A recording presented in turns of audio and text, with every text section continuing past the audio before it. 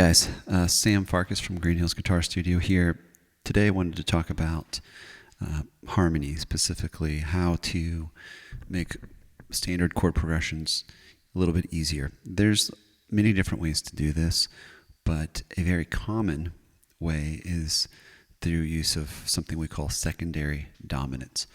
Now this sounds maybe a little bit confusing at first, but you probably already have a good idea of what this is about. If you know your chords in the key of C, you know that C is the tonic, and that you probably know that G or G7 is the dominant chord.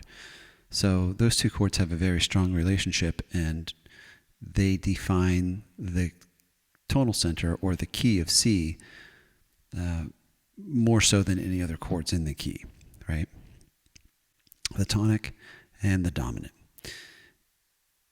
A secondary dominant is a 5 chord outside of the key we're in. So in other words, a 5 chord that doesn't lead back to C or point back to C, but points back to another chord in the progression.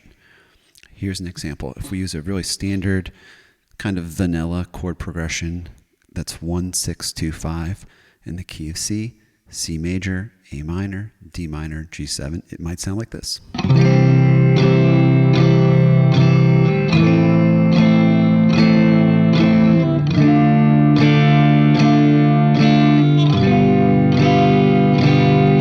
Okay, very standard. It is what it is. If we wanted to make that more interesting, we could think of it as taking a little detour. So instead of going directly from C to A minor, we could make a little pit stop at E7 or E major, right? And you might say, well, wait a minute, that chord's not really in the key of C major. What's going on? Well, you're right. This chord is not in the key of C major. We're borrowing it from a different key. It's more about E7's relationship to the chord that follows it, which is A minor. So in other words, E7 is the dominant chord as it relates to A minor. So we're temporarily stepping outside of the key to pull in a chord that serves as the 5 or the dominant of the chord we're headed to. Check it out.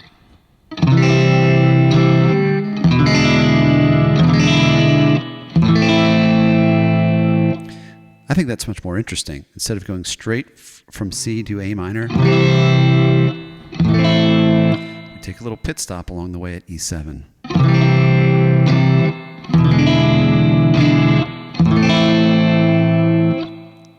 That is a secondary dominant. We can continue this idea for the rest of the chords. So if we are now on A minor, and where our destination is D minor, we can think, well, what is the 5 chord or dominant chord, not of the key we're in, but as it might relate to the next chord? So what is the 5 chord of D minor? D, E, F, G, A. Oh, A major. Or A7. So we can turn our A minor chord into an A7. Check it out.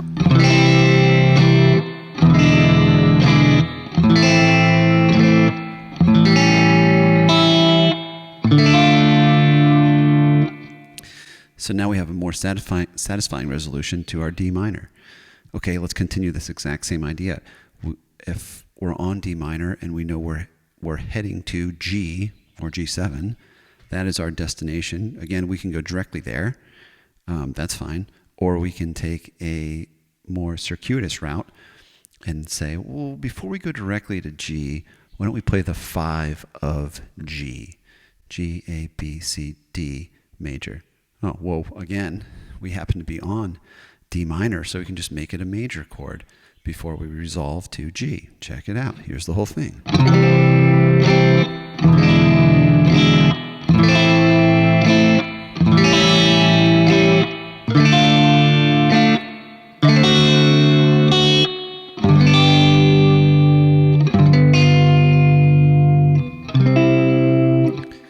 This is a great technique to extend or elongate standard chord progressions, and it also adds a lot of interest. You don't have to chain together consecutive secondary dominants for every chord in your progression like I did.